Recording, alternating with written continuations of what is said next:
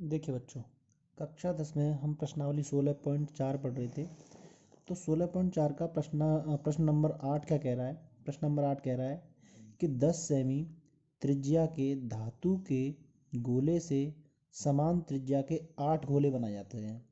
इस प्रकार बने प्रत्येक गोले का पृष्ठीय क्षेत्रफल ज्ञात करना है। ठीक है ना। मतलब है क्या कि हमें 10 सेमी त्रिज्या का एक बड़ा सा गोला दिया है। आप लोग ऐसे समझ लीजिए कि देखो ऐसे करके एक दिया है बड़ा सा गोला और उसकी त्रिज्या कितनी है, 10 सेमी दे रखी है। फिर उसके बाद क्या हुआ कि इसको पिघला दिया, ये मान लो।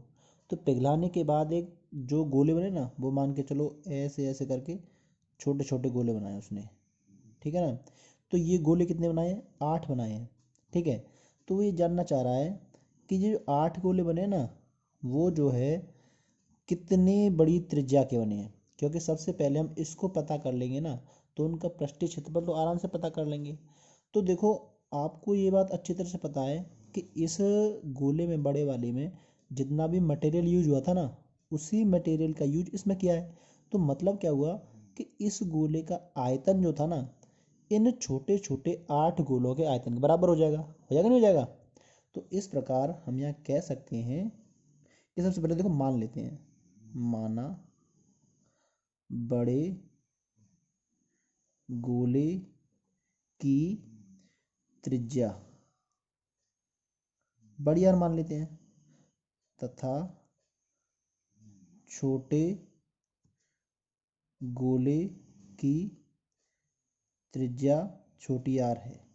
तो ये हमने मान लिया कि बड़े गोले की त्रिज्या बड़ी आर है, छोटे गोले की त्रिज्या छोटी आर है। तो अब क्या होगा, देखो इसका मटेरियल बराबर इन 8 का मटेरियल होगा।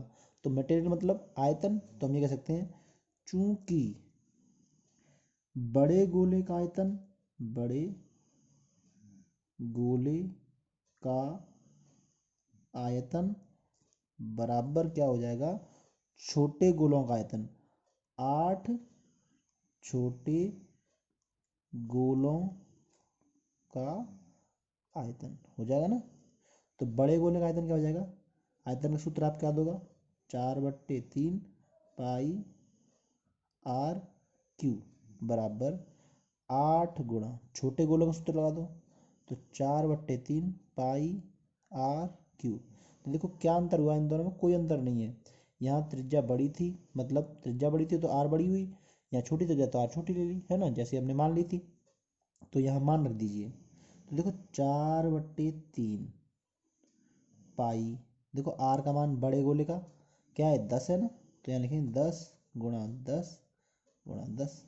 इधर कितना हो गया, 8 गुणा 4/3 पाई गुणा आर क्यूब। देखो छोटे वाले गोलों की जो त्रिज्या है ना, वो पता नहीं है। तो क्या करेंगे, हम यहाँ से इसको हल करेंगे और त्रिज्या का मान ज्ञात कर लेंगे। तो देखिए क्या हो जाएगा, ये सारी चीज़ों को इधर भेज दीजिए। तो देखो क्या होगा, 4/3 पाई, ठीक है ना। अब 10 का गुणा कर दो, 10 गुणा 10 गुणा 10 कितना हो गया, 1000 बट्टे में इनको इधर भेजा तो क्या हो जाएगा, 8 गुणा 4/3 पाई, ठीक है ना। बस और इधर क्या रह गया, आर क्यूब। तो देखो कुछ कट रहा है, 4/3 4/3 पाई से पाई कट गया, ठीक है ना। अब इस क्यूब को इधर भेजेंगे तो ये क्यूब कहाँ लग जाएगा, ये क्यूब लग जाएगा 1000/8 पर। तो देखिए क्या होगा, तो क्यूब लग गया।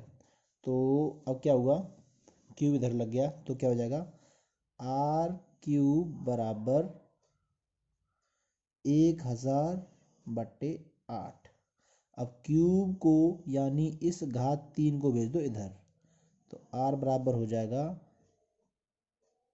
1000/8 में करनी 3। तो इसमें से वो संख्या बाहर आएगी जिसका 3 3 का जोड़ा बनेगा। देखिए घनमूल निकालेंगे तो 1000 का घनमूल होता है 10 और 8 का कितना होता है 2, निकल आया ना। काट दो, तो 2 से मैंने काटा तो आर बराबर कितना हो गया 5। अब आर बराबर जब 5 आ गया ना, तो हम आसानी से अब छोटे गोले का पृष्ठीय क्षेत्रफल ज्ञात कर सकते हैं, ठीक है ना। तो पृष्ठीय क्षेत्रफल सूत्र लगा दो, अतः समान त्रिज्या वाले छोटे गोले का पृष्ठीय क्षेत्रफल, वो क्या होता है सूत्र आपको याद होगा, 4 पाई r²। ठीक है, तो यहाँ सारे मान रख देंगे। देखो 4 का मान 4, पाई r का मान कितना है 5, देखो ये ना, तो 5 लिख दो यहाँ पे, 5 का स्क्वायर।